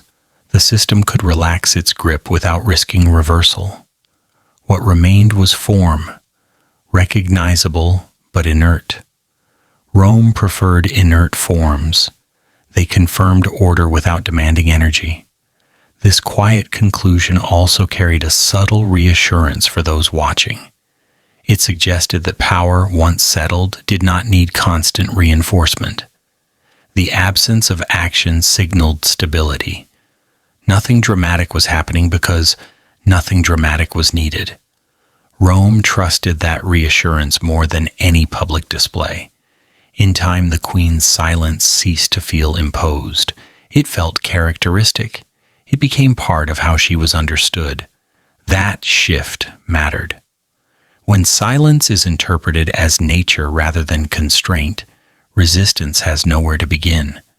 The system had succeeded not by suppressing expression, but by making expression irrelevant. Silence in this sense was not emptiness. It was structure reduced to its simplest form, a boundary that did not need to be defended because nothing pressed against it anymore. The Queen remained within that boundary, intact, in outline, but finished in function. This is how many stories truly end, not with an act, but with the gradual withdrawal of possibility. The end arrives not as a moment, but as a condition that no longer changes. Rome accepted this kind of ending gladly. It was clean, quiet, and durable. The queen stayed where she was. Rome moved on, and silence, unremarkable and complete, became the final position the system required. What Rome really wanted. Rome was not searching for revenge. Revenge is noisy, emotional, and short-lived. It flares, then fades, leaving behind fragments that must be managed later. Rome disliked fragments. What Rome wanted was a story that stayed in place, a narrative so stable that it no longer needed correction. Stability, not satisfaction, was the goal. Every empire lives inside a story it tells itself and others. Who won, who lost, who mattered, who no longer needed to be consulted. Rome understood that power does not endure through force alone, but through the quiet agreement of memory. As long as people remembered events in the correct order, the system remained intact. Disorder entered only when stories conflicted, overlapped, or refused to settle. This is why Rome treated punishment as editing rather than retaliation. Each response was designed to adjust the narrative, not to express emotion. The captured queen was not an object of anger. She was a sentence in a story that needed to be punctuated correctly. Too harsh a mark would draw attention. Too soft a pause would invite reinterpretation. Rome chose balance. Balance keeps readers moving forward. Who won was never in question. Rome ensured that victory was visible, repeated, and embedded in routine. Who lost was also clear, but loss was framed carefully. The queen did not lose in a way that invited sympathy. She lost in a way that suggested completion.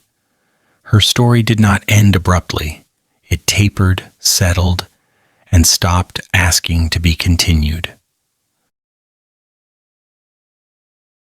Most important of all was how each figure would be remembered.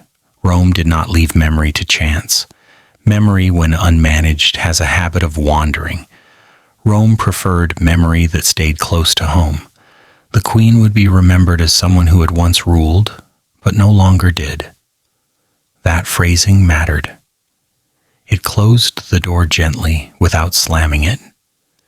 Every action Rome took served this single purpose: to prevent noise in the story. Noise confuses, confusion breeds debate. Debate weakens consensus. Rome avoided that chain carefully. Rituals clarified sequence. Silence reduced interpretation. Time softened edges. Together, these elements ensured that the story remained legible.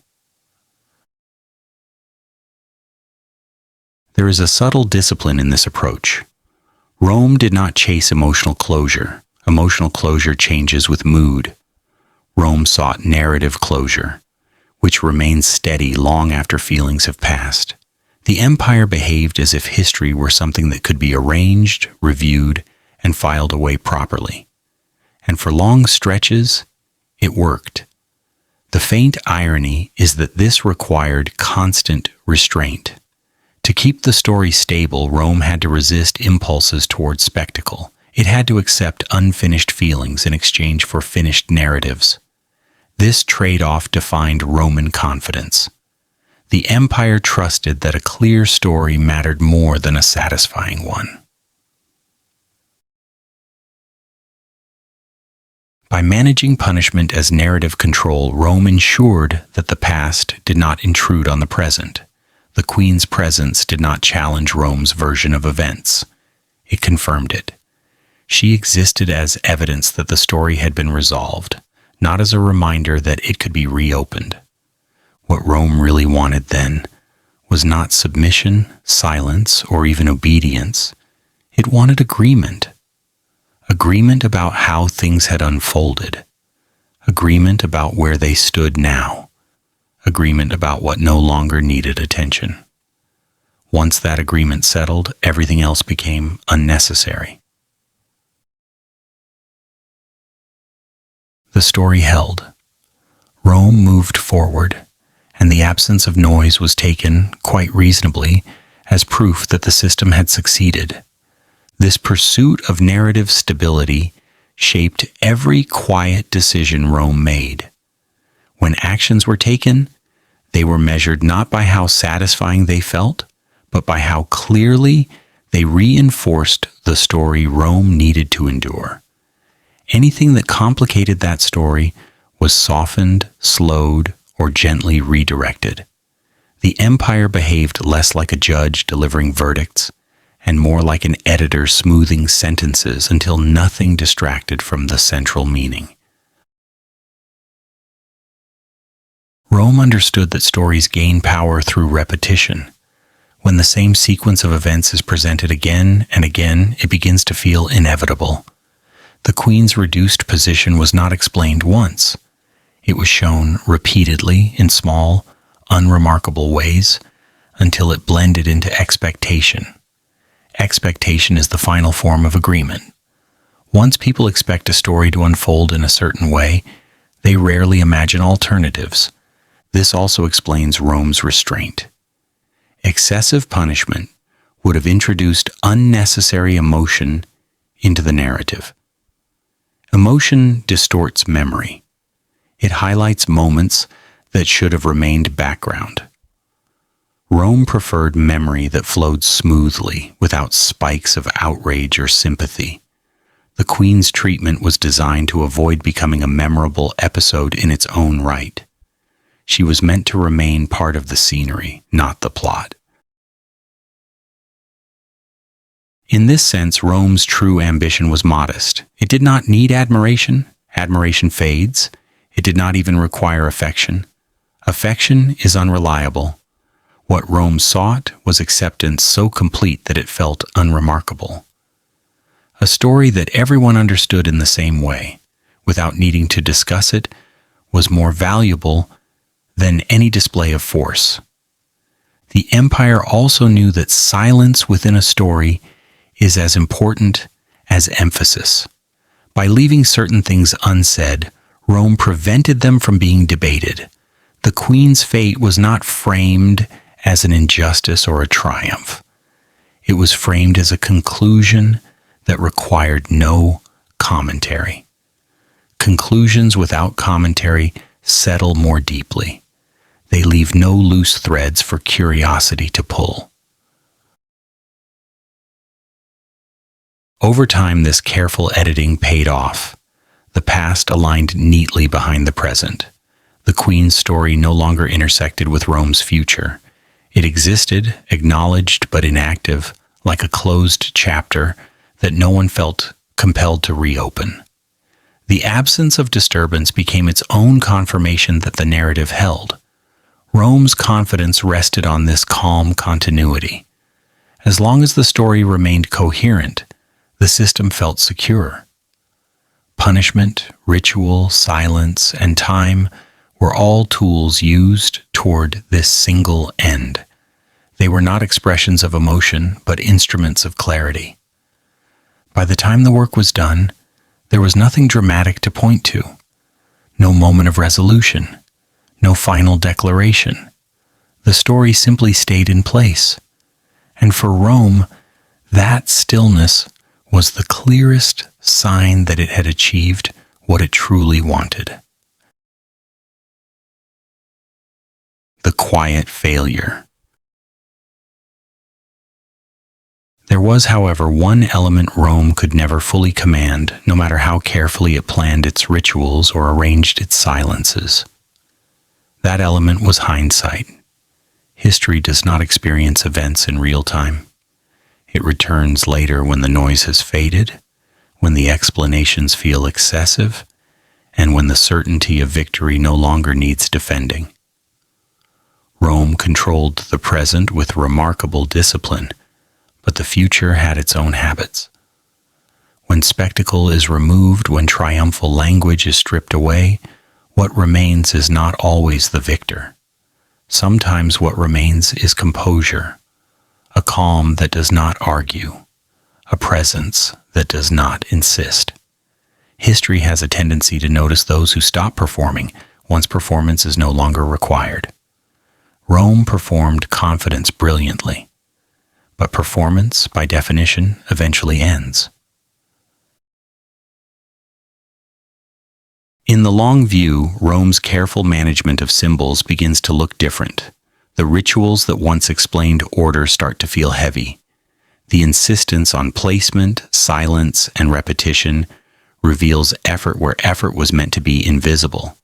What once read as assurance can, from a distance, read as insistence.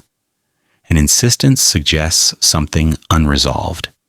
The queen, by contrast, required no such maintenance. Once stripped of choice, once placed into stillness, she no longer needed to demonstrate anything. She did not need to justify her past or secure her future.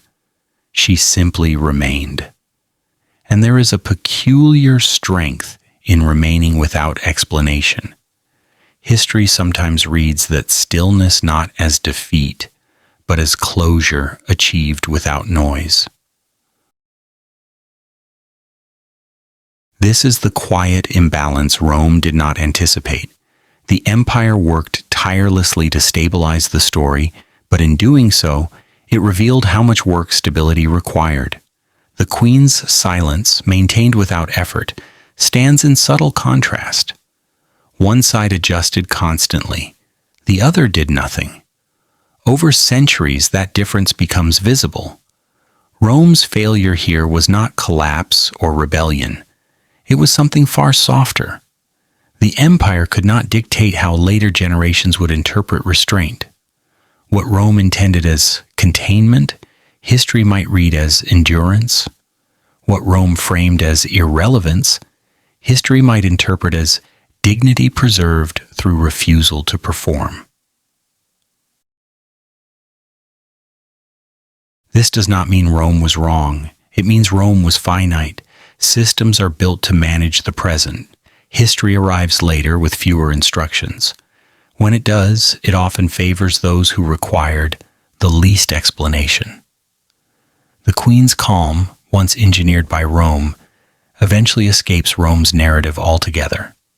There is a quiet irony in this outcome.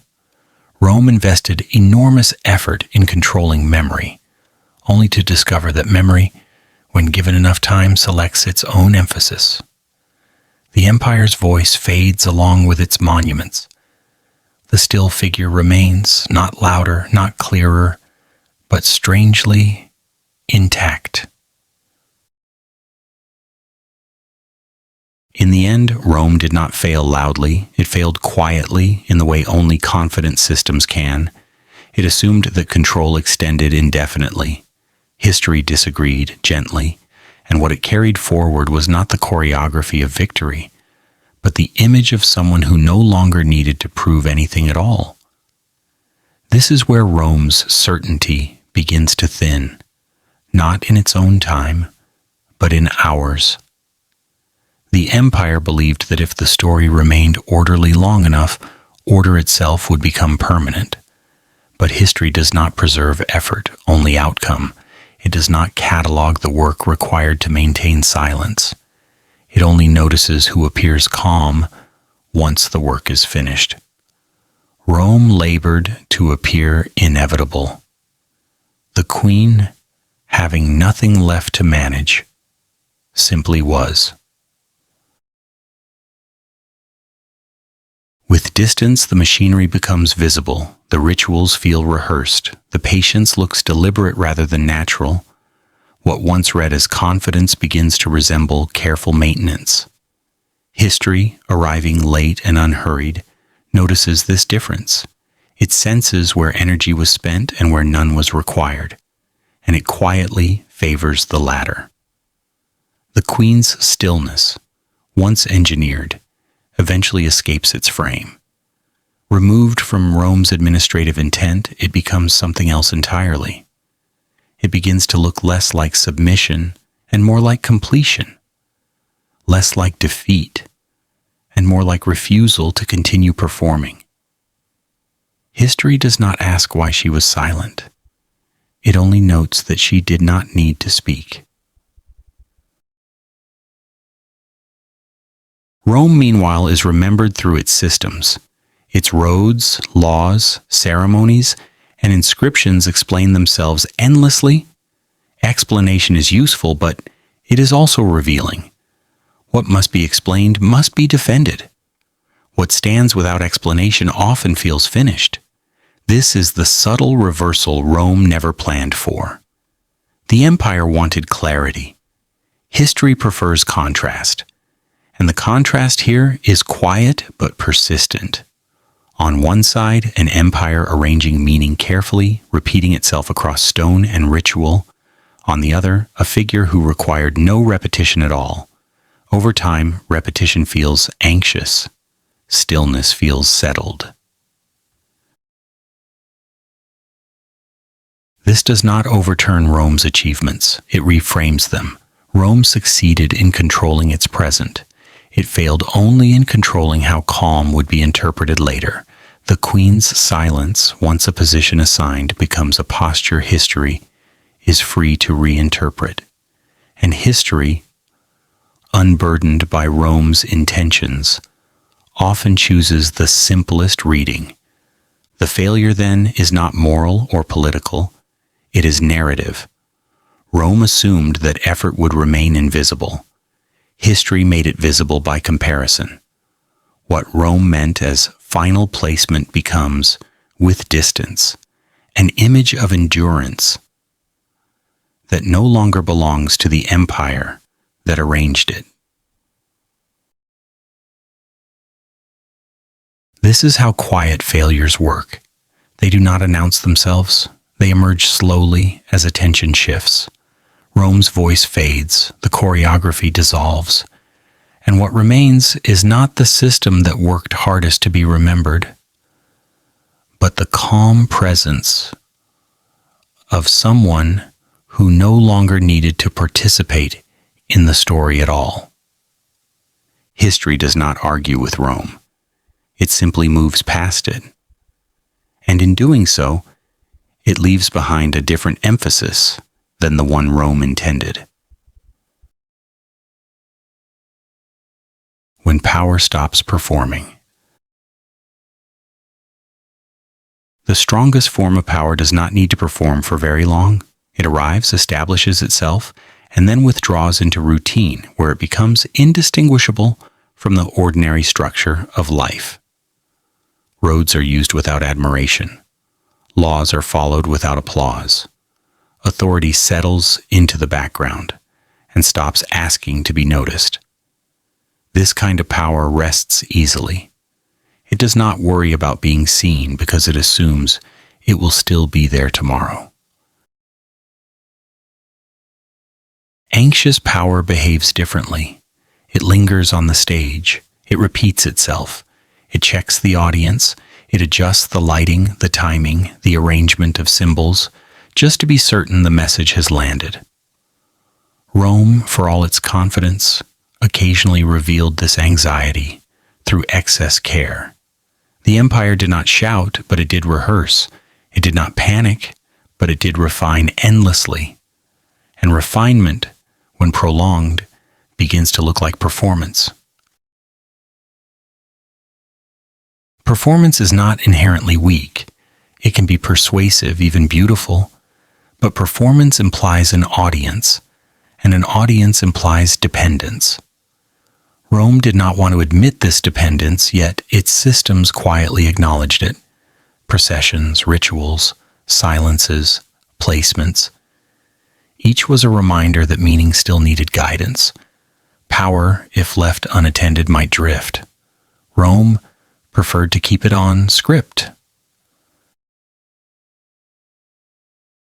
The queens, by contrast, had exited the stage entirely. They did not perform defeat. They did not narrate submission. They did not repeat their relevance. Once placed into stillness, they were finished with demonstration. Their silence did not require an audience. It did not ask to be interpreted correctly. It simply remained. In the long view, This absence of performance becomes striking. History, arriving late, notices who kept rehearsing and who stopped. It notices which figures required constant framing and which ones did not. Over time, the effort behind Rome's confidence becomes visible. The empire appears careful, precise, even elegant, but also attentive in a way that suggests concern. Concern about misunderstanding, concern about forgetting, concern that meaning might wander, if not supervised. This is where the paradox emerges. Rome believed it was managing perception. In doing so, it revealed that perception still mattered. Truly settled power does not manage perception. It lets perception come and go. Rome was powerful enough to endure reminders of comparison, but not quite powerful enough to ignore them entirely. The performance continued, subtle and controlled, but continuous nonetheless. There is a quiet humor in this realization. An empire that spanned continents found itself curating silence, arranging stillness, and pacing memory. Meanwhile, those it had neutralized needed no such care. Their stories had ended. Rome's story, by contrast, kept being told, adjusted, clarified, and preserved. The labor of endurance fell unevenly. When power finally stops performing, it does not announce its exit. It simply ceases to check the room. It no longer requires confirmation. It no longer worries about how it appears. Rome approached this state but never fully reached it. Its caution was too refined, its systems too attentive. The empire trusted itself deeply, but not enough to abandon choreography altogether. And yet, this does not diminish Rome's achievement. It clarifies it. Rome mastered the art of appearing inevitable, even if that appearance required maintenance. The queens mastered something else entirely, the ability to become complete without continuation. Their stillness did not need witnesses. Their silence did not need agreement. In the end, the most revealing difference is this: Rome needed the audience to understand that it had won. The queens did not need anyone to understand anything at all. And history, quietly amused, tends to remember which posture required less effort to maintain. Power that stops performing does not disappear. It settles. Rome came close. Close enough that the distinction still matters. Close enough that the silence it managed eventually began to speak for itself. What ultimately distinguishes power that performs from power that has settled is effort. Performance, no matter how refined, leaves traces of rehearsal behind it. There are marks of adjustment, moments of recalibration, signs that meaning still needs guidance. Rome minimized these signs skillfully, but it could not eliminate them entirely. The empire remained attentive to how it was seen, how its actions were interpreted, how its dominance was remembered. Attention, even when calm, is still effort. The queens, by the end of their placement, required none of this. Their stories had reached a point where nothing more was demanded of them. They did not need to clarify their role. They did not need to correct misunderstandings. They did not need to remind anyone of who they had been. Their stillness was sufficient. Sufficiency is a rare condition. It suggests that nothing is missing. Rome, by contrast, continued to refine its presentation. It adjusted rituals. It maintained narratives. It repeated lessons in new forms, careful never to let meaning drift too far from intention. This was not insecurity in the obvious sense. It was commitment, a commitment to coherence so strong that it bordered on vigilance. Vigilance keeps systems intact, but it also keeps them awake. There is a quiet contrast here that history notices with time. One side rested, the other remained alert. One no longer required explanation. The other continued to explain gently, repeatedly, through form rather than words. Explanation, even when elegant, reveals need. It suggests that understanding cannot be taken for granted. When power truly stops performing, it becomes difficult to locate. It blends into environment. It feels less like authority and more like gravity. Rome approached this condition closely, but it did not fully surrender the stage. The empire trusted itself, yet it also trusted its arrangements, its ceremonies, its carefully managed silences. It trusted systems more than absence. The queens, having been moved beyond choice, beyond action, beyond speech, entered a different kind of completion. Their presence no longer depended on recognition. Whether observed or ignored, they remained unchanged. This independence from audience is what gives their stillness its peculiar resonance. It is not defiant. It is finished.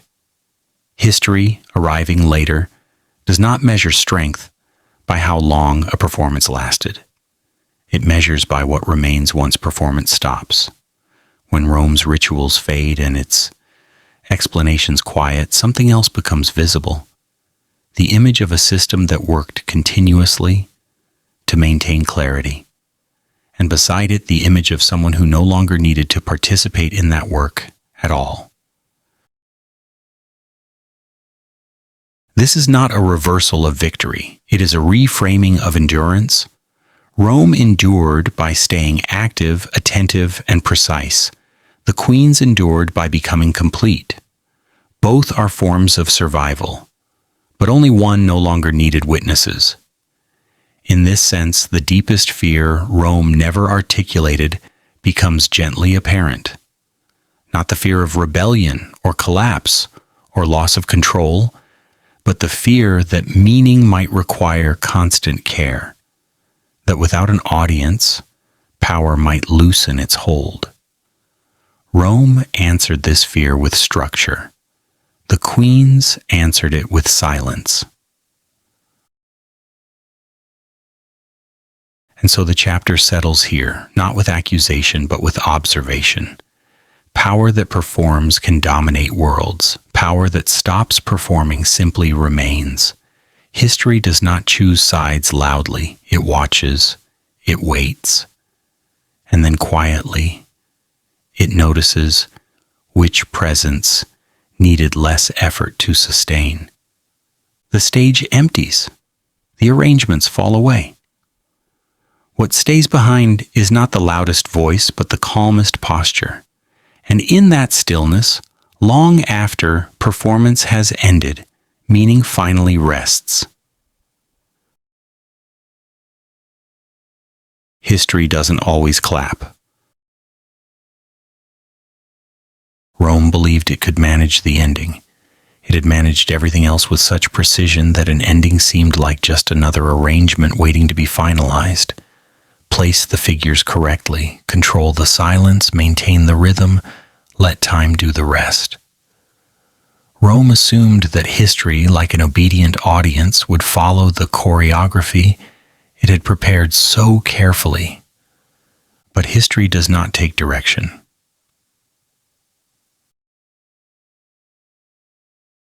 It arrives later without rehearsal notes, without loyalty to intention, and without interest in how much effort went into controlling the scene. History watches what remains once the performances have stopped, once the rituals lose their audience, once the explanations begin to feel unnecessary. And what it sees is often quieter than expected. The captured queens did not disappear in shouting or spectacle. There were no final gestures designed to echo. They faded into records, footnotes, marginal references written slowly by hands that no longer needed to prove anything. Their stories did not end in moments meant to be remembered. They settled into time where memory grows soft and selective. In that space, rituals fall away. Processions no longer move.